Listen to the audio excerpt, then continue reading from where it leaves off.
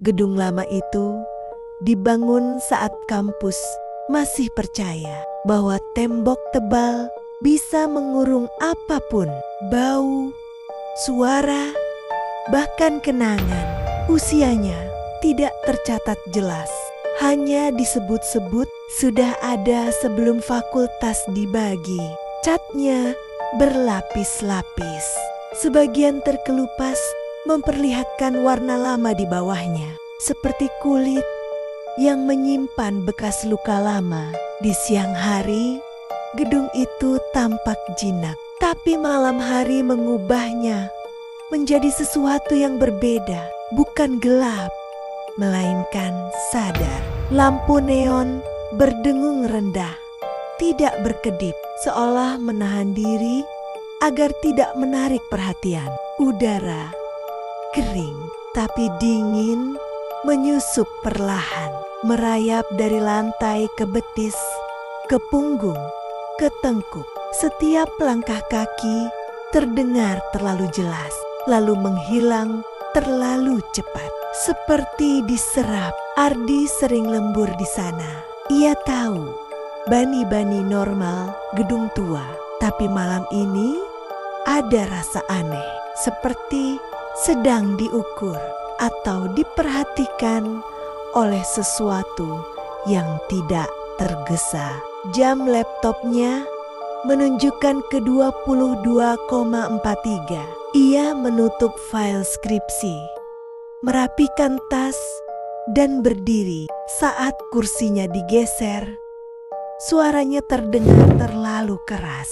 Seisi ruangan terasa mendengarkan. Ardi keluar ruangan dan berjalan menuju tangga darurat. Lorong pertama, papan pengumuman penuh kertas lama. Beberapa sudah menguning dan melengkung di ujungnya.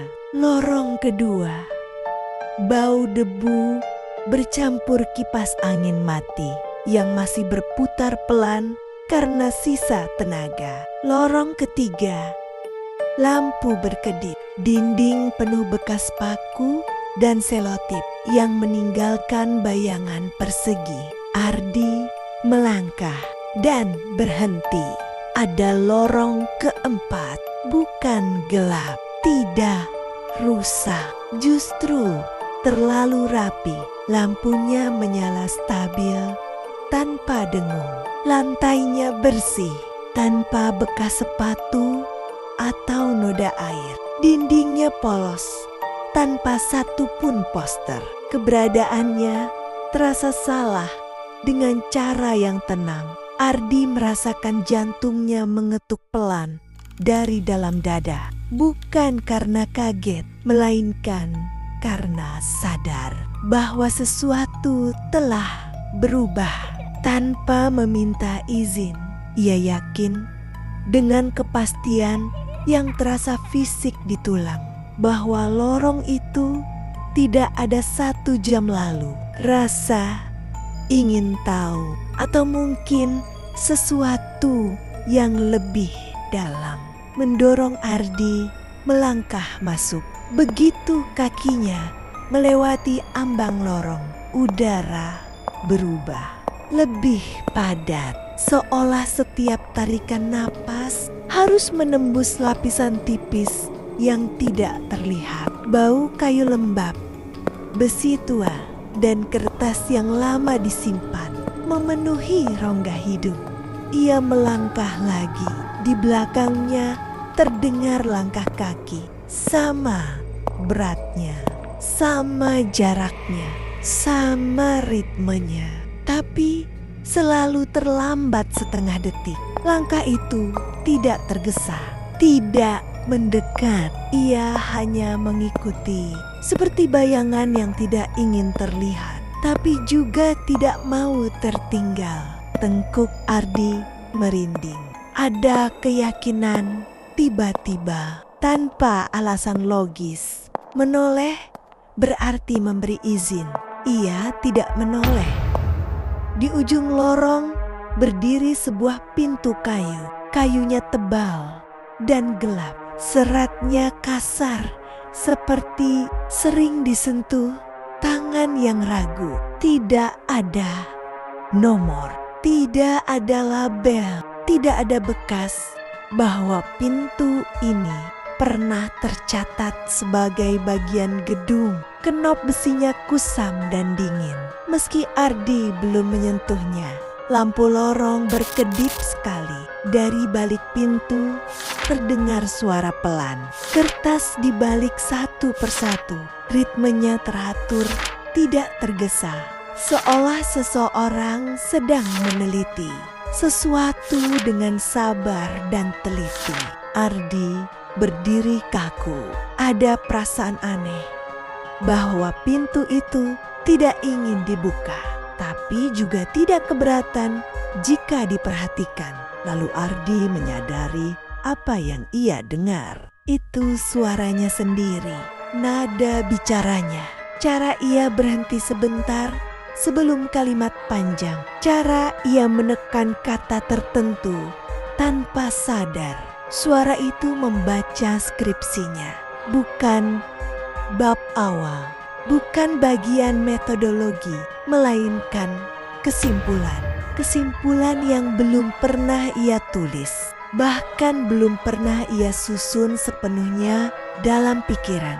Paragraf-paragraf itu terlalu tepat, terlalu mengenalnya, seolah ditulis oleh seseorang yang tahu cara berpikirnya lebih baik daripada dirinya sendiri. Pintu terbuka sedikit, gelap di dalamnya, bukan sekadar gelap ruangan, melainkan kedalaman, seperti ruang yang lebih besar di dalam daripada di luar. Ardi merasakan dadanya sesak, jantungnya berdetak keras, sampai telinganya berdenging. Suara membaca berhenti seketika, keheningan jatuh begitu tebal, hingga Ardi bisa mendengar detak jantungnya sendiri.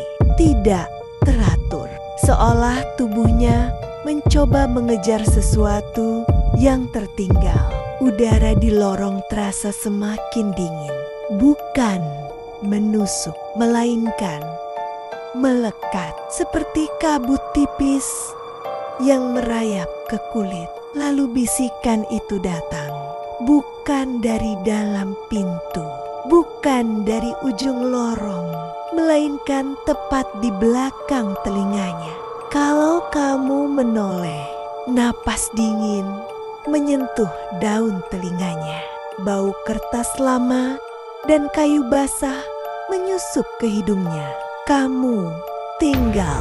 Kata tinggal itu tidak diucapkan dengan ancaman. Tidak ada tekanan suara. Tidak ada nada marah. Justru terdengar datar. Seperti seseorang yang menjelaskan aturan lama yang sudah terlalu sering dipatuhi. Ardi gemetar. Lututnya melemah. Tapi lantai lorong terasa menahan kakinya agar tetap berdiri. Ia sadar sepenuhnya bahwa bisikan itu tidak meminta persetujuan. Aturan itu sudah berlaku, entah ia setuju atau tidak. Ardi mundur satu langkah, tidak ada suara.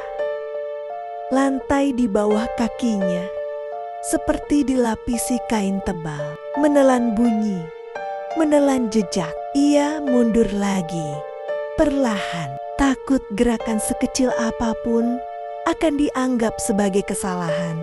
Langkah tambahan di belakangnya ikut bergerak, tetap terlambat setengah detik, tetap sabar. Lampu lorong mulai meredup, bukan sekaligus, tapi satu persatu. Cahaya di dekat pintu padam lebih dulu, membuat bayangan pintu itu memanjang, seolah ingin meraih Ardi. Lorong terasa memanjang tidak wajar.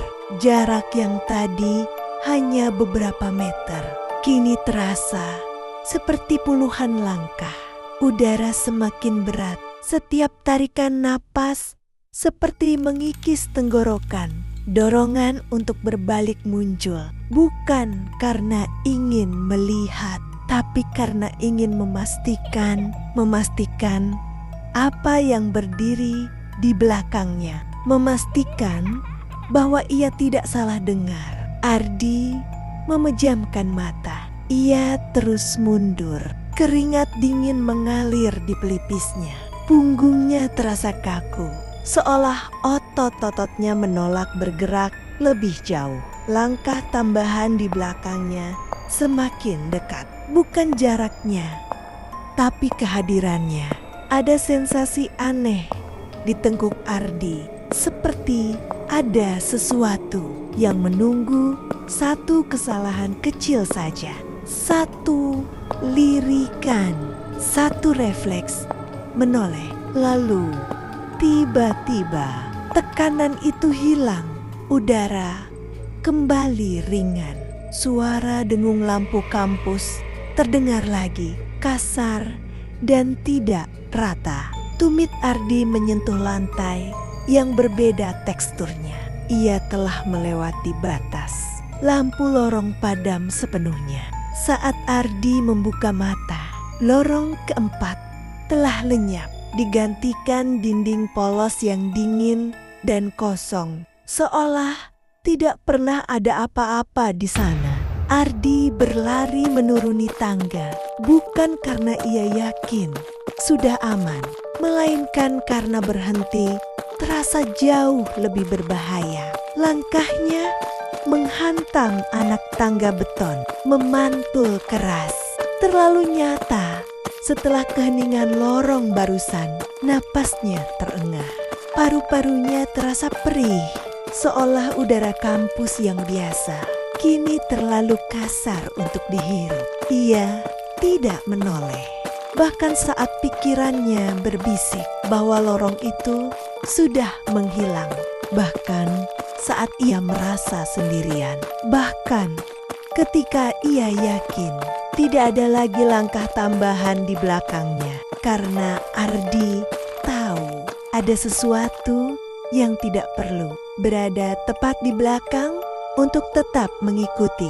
Pintu keluar gedung tampak menyala terang. Cahaya lampu luar terasa menyilaukan, hampir menyakitkan mata. Seolah dunia luar menolak Ardi yang baru saja keluar dari tempat yang terlalu lama memegang namanya. Ia berhenti sejenak di depan pintu. Napasnya berusaha teratur. Detak jantungnya masih belum stabil saat ia mendorong pintu dan melangkah keluar. Udara malam menyentuh wajahnya, hangat, lembab, dan penuh suara. Angin, dedaunan, jauh di kejauhan, suara kendaraan. Semua itu terasa asing, seperti ia baru kembali dari tempat yang tidak mengizinkan suara masuk. Satpam malam berdiri tak jauh dari pintu. Senter kecil menggantung di tangannya, tidak dinyalakan. Matanya memandang Ardi dari ujung kepala hingga kaki, bukan dengan curiga, melainkan dengan penilaian, seolah memeriksa apakah Ardi masih utuh. "Kamu dari atas?" tanyanya. Ardi mengangguk. Satpam itu diam sejenak, lalu bertanya tanpa menoleh ke gedung. Lorongnya kebuka. Ardi ingin bertanya bagaimana ia tahu, tapi suaranya tidak keluar. Satpam menghela napas panjang. "Kalau kamu masih ingat jalan turun," katanya pelan. "Berarti kamu gak menoleh." Kalimat itu terdengar seperti pujian, sekaligus peringatan. Di kos, Ardi tidak langsung tidur. Ia duduk di tepi ranjang, sepatu masih terpasang, tas tergeletak di lantai. Lampu kamar menyala terang, tapi sudut-sudut ruangan terasa lebih gelap dari biasanya. Ia memeriksa punggungnya di cermin. Tidak ada apa-apa. Namun rasa dipantau tidak hilang, bukan dari satu titik tertentu, melainkan dari mana saja, seolah ruangan itu sendiri sedang memperhatikannya. Belajar bernapas normal lagi. Hari-hari berikutnya berjalan cepat, terlalu cepat. Ardi menyelesaikan skripsinya dengan kecepatan yang membuat dosennya terdiam lama saat membaca. Tidak ada revisi besar, tidak ada catatan kritis, semuanya pas. Namun Ardi mulai memperhatikan sesuatu. Ia tidak ingat menulis beberapa kalimat tertentu, bukan karena lupa, melainkan karena kalimat itu terasa bukan lahir dari keraguan. Padahal Ardi selalu ragu saat menulis, seolah bagian itu ditulis oleh seseorang yang sudah tahu akhirnya. Suatu malam saat membaca ulang naskah cetak skripsinya, Ardi menemukan sesuatu di margin halaman terakhir. Tulisan tangan, tulisan tangannya sendiri. Ia yakin, benar-benar yakin, tidak pernah menulisnya. Kamu memilih pulang. Tangannya gemetar. Di bawahnya ada lanjutan tulisan yang lebih kecil. Jangan lupa caranya. Lampu kamar berkedip satu kali, hanya sekali. Di belakangnya terdengar satu langkah kaki tambahan. Terlambat setengah detik, Ardi lulus. Ia bekerja, hidupnya berjalan normal, terlihat normal.